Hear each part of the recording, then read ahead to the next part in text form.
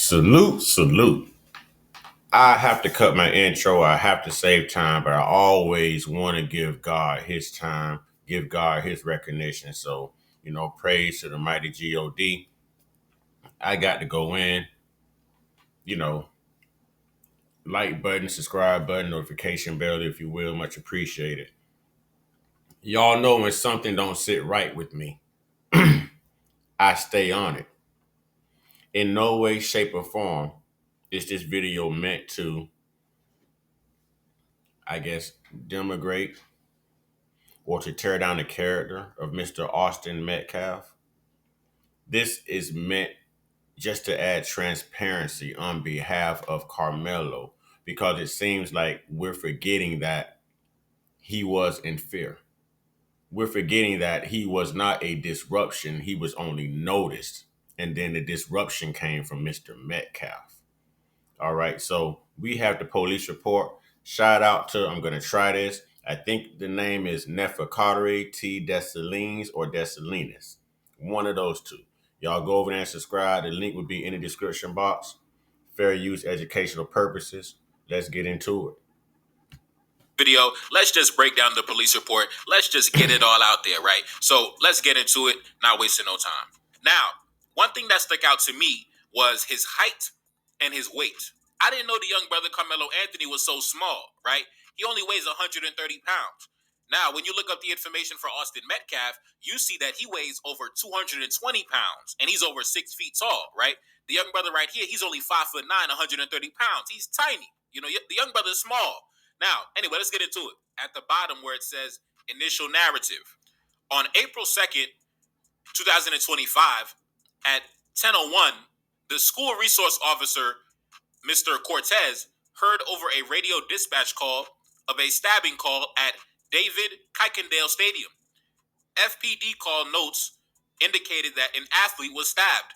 The suspect was reported as being a black male, wearing a gray hoodie and blue sweatpants.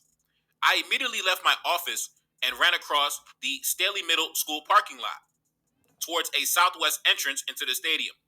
As I entered the stadium, two high school age students informed me that the victim was on the north end of the stadium by the bleachers under a Memorial High School tent.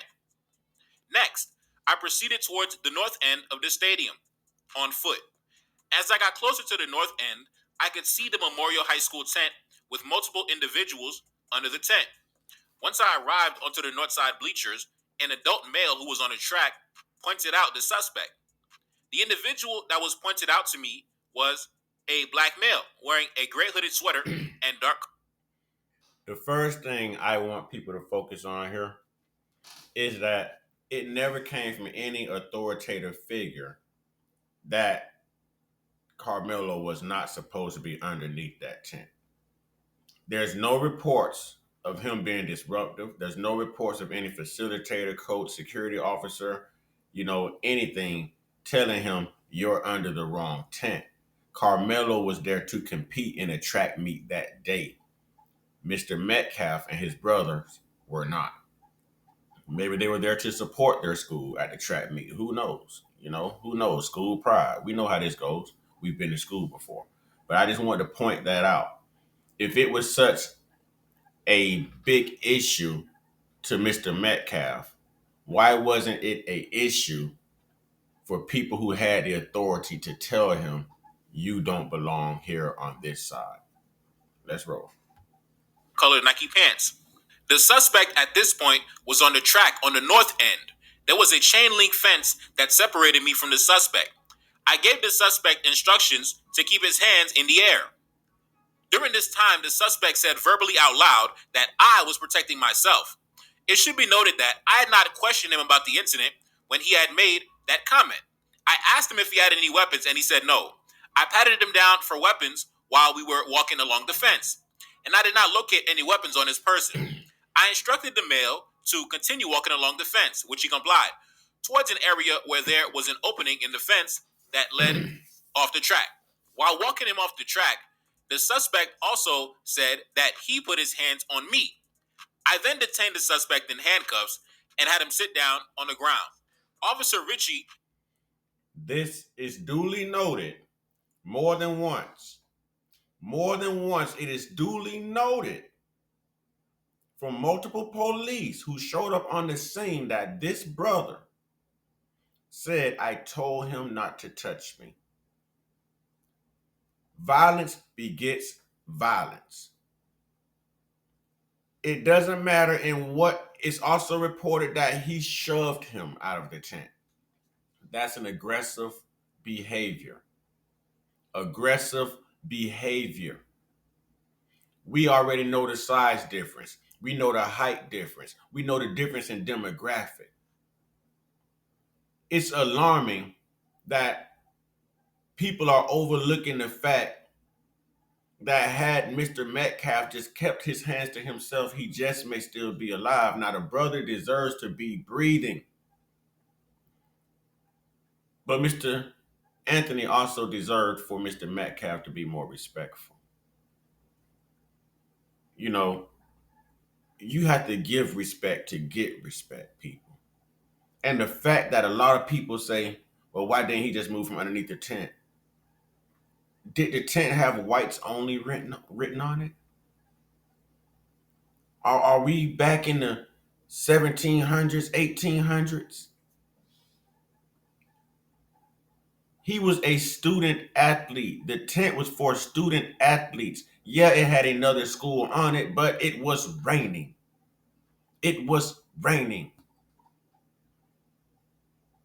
Sometimes that's like being out for a walk, a nice stroll on a nice sunny day here in Florida. And just like that, the sky opens up and it starts pouring rain. You're going to run to take shelter anywhere you can, any store, any venue. You might not even be conducting business in that store. You might just be using them to get out of the rain. Do they deserve to grab you and shove you out? Let's think about it. Had arrived on the scene at that time. I conducted another pat down of his person and then searched his person after he gave me consent. No weapons were located. While the suspect sat on the ground, I advised that I had the alleged suspect. The suspect then responds and says, I'm not alleged, I did it. Next, Officer Ritchie and I walked the suspect to the patrol vehicle, which was on the northeast gate of Kuykendall Stadium. As we were walking to the squad car, the suspect was emotional and said, he put his hands on me. I told him not to. I did not question the suspect about the incident while he was escorted. Let's stop right there. This isn't going to be an easy case. Now it's also in a police report from Mr. Anthony. I told him not to touch me, and he did. You know, and the brother and every other witness has given accounts of Austin also touching this young man. That cannot be overlooked. Sometimes it's better to keep your hands to yourself because you cannot dictate how someone else is going to react to your violence or to your aggression. You know, I tell people all the time, I can match anybody's crazy. I have a harder time matching someone's cool, someone's collectiveness. I can match crazy. Been there, done that, no fear. God had to change me. So I can match anyone's crazy, but I can't match everyone's humbleness, everyone's calmness, everyone's coolness, everyone's temperament. You know, I can't match that. So right now we understand that this brother was in fear. It is duly noted that Mr. Metcalf stood at 6'1", 220 plus pounds. It is duly noted that this brother was just an inch taller than me, 5'9", but I weigh more than him. He's 130 pounds. So we would be somewhere in the same weight class. Well, no, we wouldn't. We wouldn't. I was going to say if this was boxing, but we wouldn't. I'd be a weight class higher, you know. But the thing is that's why we have weight classes, even in boxing. That's why we have weight classes. So what does this brother, Mr. Metcalf, look like approaching someone of the stature, with the stature of Mr. Anthony? Let's go. To the patrol vehicle. I searched his person once again, and I had him sit in the backseat area of the patrol vehicle. While the suspect was in the back seat, I noticed fresh blood on his left middle finger. I verbally acknowledged that I saw blood out loud so that it will be captured on my body camera. It should also be noted that the suspect asked me, is he going to be okay, while he was in the back seat. I then identified the suspect. He provided his name and date of birth verbally as Karmelo Anthony. he's showing he's showing regard, he's showing concern for Mr. Metcalf still. He's showing concern. I also want to duly noted that Mr. Anthony's parents are still together till this day. The dad and the mom. I want it notated that Mr. Metcalf's parents divorced years upon years ago. While the dad is questioning what type of parents raised Mr. Anthony, we should be questioning what type of parents raised Mr. Metcalf. Let's go. Officer Hancock arrived on the scene and remained with me and the suspect at this point. Karmelo was then checked via e-school to also confirm his identity. The identifying information he provided matched the individual I had in custody. Next, I was advised by Sergeant Holland to transport the subject to the Frisco PD jail. Officer Hancock and I transported him to FPD jail. Again, I did not question Karmelo about the incident. Upon arriving at the Frisco jail, Karmelo was escorted in the intake area. FPD jail staff changed him out into jail attire. I remained with the jail staff the entire time that he was changed over. The clothes that Karmelo was wearing was placed in an FPD paper evidence bag. The clothes remained in my possession from this point on. Upon Karmelo being placed into a jail cell, I continued to keep possession of his clothes. I returned to my patrol along with Officer Hancock, which was in the FPD Sally Port, and placed Karmelo's clothes in the back trunk area. I drove the patrol vehicle 2412 out of the Sally Port and parked the squad car in the FPD patrol parking area. Karmelo's clothes remain in the trunk. I have no further information to report. Now, it transitions to another officer. I believe the officer's name is Officer Otis. He said this. On Wednesday, April 2nd, around 10:01, Frisco police were dispatched to Frisco Independent School District at David Kuykendall Stadium. Frisco Police Emergency Communications received an emergency call regarding an athlete that was stabbed.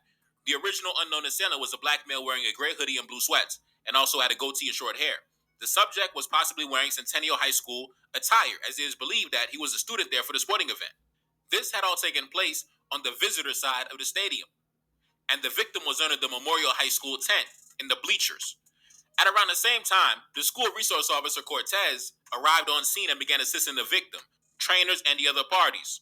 Officer Cortez also advised on the radio that he also had the suspect. Sergeant Otis was working the 50 sector as the sergeant.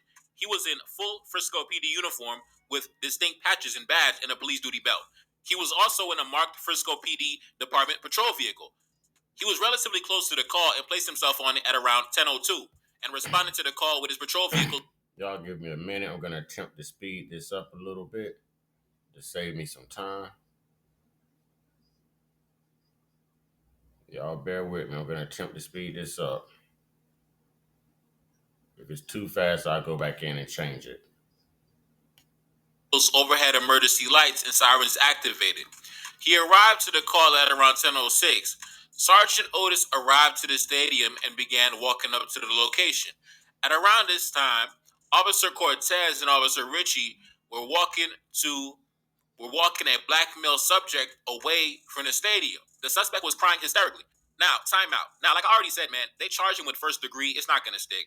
If they're placing their bets on convicting him on a first degree murder charge, it's not going to stick.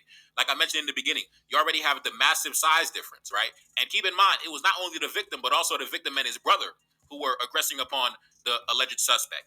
So you have these two guys who are both, over 100 pounds bigger than the alleged suspect, than Karmelo. So Karmelo's a small guy, 5'9", just over 100 pounds. These guys, Austin and his twin brother, they're both over 6 foot tall, over 220 pounds. They both, play football, so they tall and brolic, right? And they ganging up on this small, tiny guy. So as we can see, this is not a black or white issue. This has nothing to do with race. It simply has everything to do with being a bully, trying to assert dominance. Surrendering to the fact mentally that you think that you are superior over another being due to your stature versus his stature. I told you I cover that real on here, man.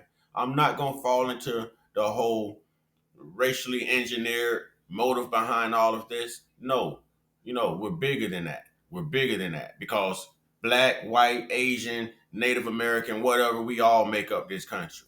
All right. And there's great people of every race, every culture, every demographic. So I'm not going to fall into that poison and that toxicity. Let's stay on point. Had Mr. Metcalf kept his hands to himself, he would still be alive. Now, they're trying to say that this brother was not in fear. Listen, man. 6'1", 220 pounds, not one but two of you. That means that there's 200 pounds difference between the brothers and Mr. Anthony. Oh, you better bet there's some fear. You know, and while we're busy saying, oh, well, why would he have a knife? It's not against the law. It's a pocket knife at a track meet. Y'all are busy saying, why would he have a knife at a track meet? We just watched, some other girls run track and they had batons, which belong at a track meet, and she hit another girl in the head with a baton. So anything can be used as a weapon. It depends on the mind state the individual is in or what someone is doing to the individual. Anything can be a weapon. I walk with a cane, okay? I know jujitsu moves with a cane for self-defense. I can turn it into a weapon. It's not a weapon, it's a cane. It's to help me walk upright. But in an instant, if I'm under attack, it becomes a weapon. This is the mind state we need to have, ladies and gentlemen. We're busy looking at these tears. We're busy listening to the Father. We're busy listening, watching all the shirts he's wearing, the goat shirts and the Christian shirts and the crosses, but you didn't raise your child that way. Were you in your child's life? If your child had that fear of God, maybe he would still be among us. Let's go. Right, like I told you, these guys are a bunch of cowards, right? They only attack those small, tiny guys, or they attack black women and girls. A bunch of cowards, a coward culture, right? So you got these two guys, these two football guys, ganging up on this small, tiny guy, weigh 130 pounds. You could throw him with one hand, and they ganging up on him. Keep that in mind. Now, in the arrest report, it says that Karmelo was crying hysterically, and he also asked the other officer, "Is the victim okay?" And he crying, showing remorse. I didn't want to do this. I didn't plan to do this. I had better things to do with my life and my time rather than throw it all away. But he made me do it. He disrespected me. He put his hands on me. He violated me as a human being. He violated my person. He attempted to humiliate me. And we can't see this, ladies and gentlemen. Are we really playing this race card? Blacks got to stick with the blacks and the whites got to stick with the white. Really? What about right and wrong? What about the fear of God? What about loving everyone? What about actually being sisters and brothers? What about actually being mentors and life coaches? Huh? What about actually being grown, common sense, logistical adults here, logical adults? Let's go. And he also said, "Listen, I'm protecting myself against these two. These two guys weigh over 100 pounds bigger than me combined, and they tag teaming against me." So at that point, it's going to be very hard to really bring him down on a first degree. Because in order to really bring him down on a first degree murder charge, you have to prove without a shadow of a doubt that he left his house that morning with the intent in his mind to eliminate Austin Metcalf. And I don't believe he did, due to the fact that Austin and his brother were the aggressors in the situation, and on top of that, he showed remorse and he was crying hysterically at the scene while being questioned by the officers. So that goes to show that he did not methodically plan out an assassination, right? Unlike those other instances I mentioned in the other video before, like the Sade Robinson case, right? That was first degree murder because they said that he had planned out for weeks, right? Over a month. He had planned out to find a victim and eliminate a victim. That was methodically planned out. The officers on that case said that when they went into his basement, he had all the tools necessary in order to cut up a body and dispose of a body. So in that case, that's first degree. The suspect in that case had purposely, methodically planned out to assassinate a black woman, right? But in this case, Karmelo Anthony did not wake up that morning targeting Austin Metcalf. So we got to keep that in mind. So if they're placing their bets on a first degree murder charge, Karmelo Anthony's getting off. Now let's continue. Sergeant Otis walked up to the bleachers and observed the victim being treated by the fire department and also the athletic trainers. The weather began to turn and it began to heavily downpour rain at this time. Some of the FISD staff moved to Memorial Tent to cover the victim. Now, here we go again. What did Karmelo do? It started raining. He ran underneath the tent to get out of the rain. What did it just say the authorities did when it started raining? They ran under a tent to get out of the rain. So what Mr. Metcalf had told them to leave too because they're not part of the team, they don't belong here? Oh, they were working on Mr. Metcalf by that time, right? Same scenario, ladies and gentlemen. Same scenario. Sometimes all we have to do is listen and pay attention and have an open mind. Leave race out of it. Race is the agenda. To be able to think things through and see things with common sense, that's the goal. That's the goal. That's justice, ladies and gentlemen. That defines growth. That defines us as human beings. That defines whether you are a caring person, excuse my language, or an asshole. Real talk. And the FFD personnel. Sergeant Otis began using his city-issued phone to snap crime scene photos to preserve much of the scene as possible due to the weather and a large gathering of people that were involved in the incident. Other officers began to set up a crime scene with tape, moving non-essential personnel out of the immediate area. The officers on scene were informed that the knife that was used was tossed and was still believed to be somewhere close. Eventually, one of the witnesses said they remember seeing it on the bleachers. Officer Shales was able to locate the knife. It was located between row 9 and 10 near C30, partially open. The rain began to come down again heavily, and it was determined that instead of moving the knife, the officers would cover it with a large blue tarp.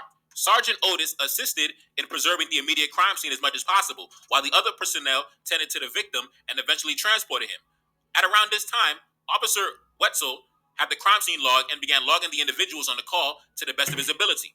Lieutenant Crawford and Pemberton relieved Sergeant Otis at the scene. Sergeant Otis went back to the police department to download his body cam and the photos he took with his city-issued phone. Sergeant Otis... Have we heard anything that Mr. Anthony had done wrong prior to this? Like I said, the brother had only went up under the tent to get out of the rain. He wasn't a disruption. I'm sure there was adults under the tent as well with Mr. Metcalf. No one said anything to him. He was only noticed. Noticed by Mr. Metcalf.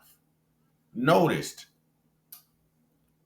We can't say that this brother showed up with any ill intentions. He only showed up with the intentions of running his track meet, competing in his track meet. Did we mention that he was the captain of his football team as well? Did they mention that he was also a 4.0 student as well? Did they mention that he's also got collegiate offers from D3 colleges, Division III colleges to play football after high school as well? I doubt that this brother showed up with these intentions. I doubt it. Highly doubt it. Otis's phone had a total of 33 photos that were used to document the crime scene. During the download, the initial photos formatting was incompatible with the crime scene folder. He re-downloaded the photos that he took, and they were able to be saved properly for the preservation of evidence. Now it goes to another officer, Officer Wetzel, said this. On Wednesday, April 2nd, I was assigned to work patrol in the city of Frisco. At approximately 10:02, I responded to the report of a stabbing at David Cockendale Stadium. The original call notes that an athlete had been stabbed in the chest, and the suspect that stabbed the victim goes to Centennial High School. Athletic trainers were on site and were providing care to the victim and advised that he was not conscious and not breathing. The notes also indicate the suspect was a black male with a goatee and short hair wearing Centennial gear. I arrived on scene at approximately 10:06. When I arrived on scene, I grabbed a roll of crime scene tape from my trunk and proceeded to the visitors' bleachers, where dispatch advised the victim was. While I was walking towards the visitors' bleachers, I was approached by a witness who identified himself as, and they blocked out, I guess because these are minors, so they're probably not going to, give out their names and information. So when they block out the name, I'm just going to say redacted, all right? So approached by a witness who identified himself as redacted. And he began telling me what happened. And I asked him where the stabbing occurred. Redacted advised that it happened under the Memorial High School tent in the visitors' bleachers. I immediately informed Sergeant Otis where the witness stated the stabbing occurred and gave him the crime scene tape to start securing the crime scene. I then had Redacted move to the walkway under the visitors' bleachers out of the rain to further speak with me. The following is a summary of my contact with Redacted. Redacted advised that he was sitting under Memorial High School tent with his team and was near the victim, Austin, and the suspect, later identified as Karmelo Anthony. Anthony was from Centennial High School and was sitting under the Memorial High School tent. Austin had told Anthony that he needed to move from under the team's tent. Now, time out. Now, keep in mind, I believe Karmelo is actually a track athlete, so I believe that he had a reason to be there at the event, right? And on top of that, I believe it was raining, so they said he was just sitting up under a tent. Now, keep it.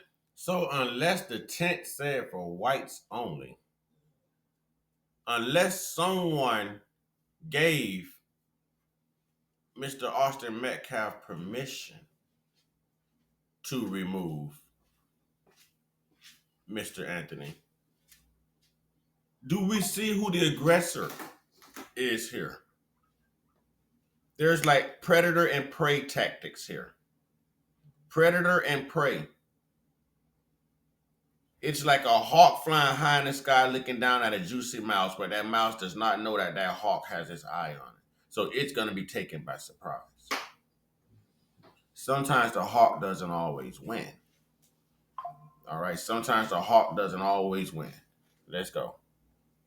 In mind, like I said, this is a small brother, 130 pounds, 5'9".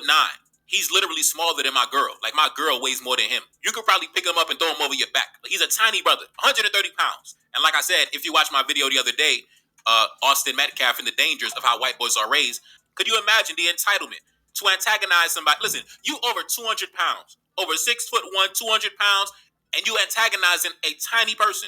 You beating on your chest, raising your voice at somebody who's 130 pounds. And not only that, but you're antagonizing him as a group. You and your brother tag teaming on this little tiny dude. Like I said, man, a culture of cowards, man.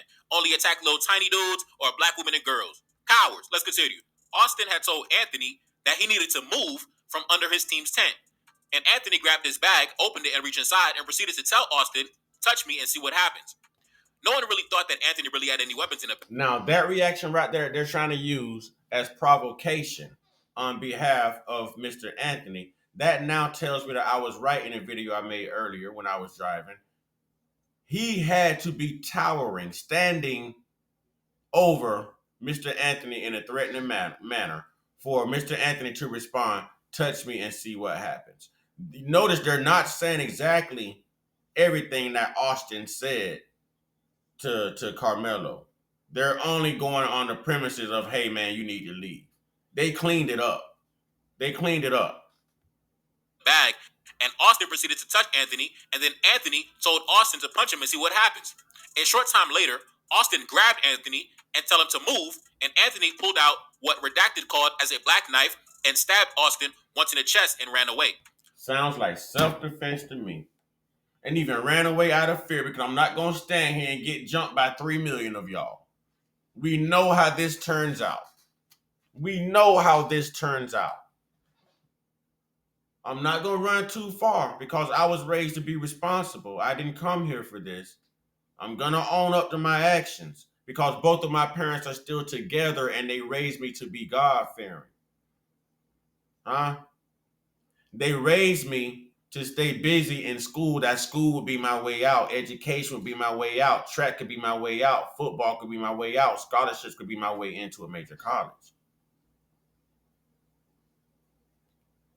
No one, I doubt that this brother showed up to throw all of that away for Mr. Metcalf. And I'm sure Mr. Metcalf, now if he was still walking among us, he would know that there was a better way that he could have handled that situation as well. If he could have saw it happening before it happened, I guarantee none of this would have happened. And I'm not here to tear him down. I'm here for us to look at the common sense behind this, the logic, the motive. Mr. Metcalf had a motive. I don't care about color. These are children. As a child, I made stupid decisions. I made stupid decisions. So no one's expecting them to make the best decision possible. They're children. They're still premises of